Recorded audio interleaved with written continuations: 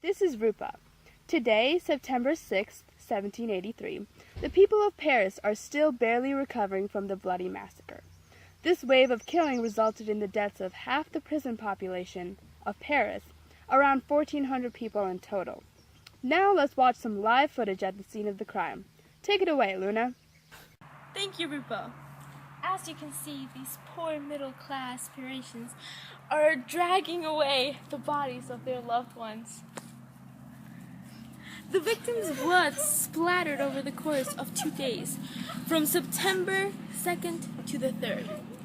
A few of these people were Catholic priests who refused to support the government. However, the majority consisted the common criminals. Unfortunately, this is only one of the many sites that witnessed this massive bloodshed. Overwhelming fear that foreign armies would attack Paris. It was dreaded that the prisoners would revolt and massacre the people. So to avoid the conflict, Jean-Paul Marat called draftees to kill the prisoners before they marched off. Here we have Eponine, who witnessed this terrible crime. It all started when these priests were being transported to this national prison of the revolutionary government. Suddenly, out of nowhere, a mob appeared and slaughtered them all in one quick move. I heard of 284 prisoners.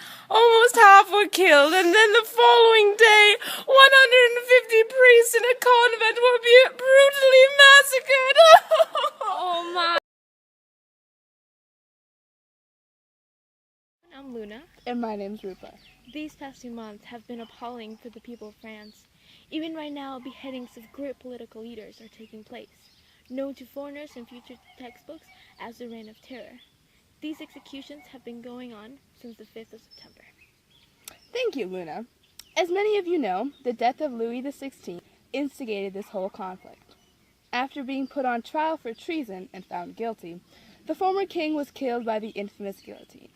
Later in the period, Marie Antoinette faced a similar fate.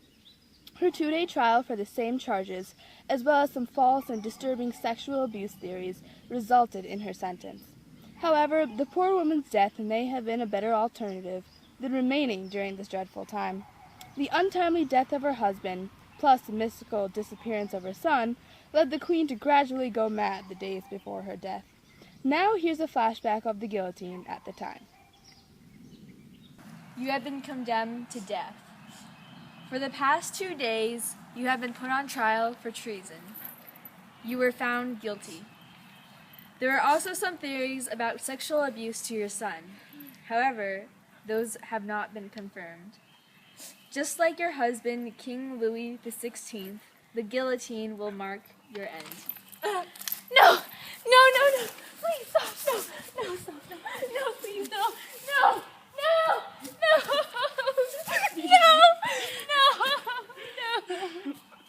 Stop! No! Let them eat cake! Off with your head! No! Let's just hope this ends soon. With the monarchy down and the rebels being killed left and right, our country's going to be devastated. Being the expert on this type of thing, do you have any idea about what caused this incident?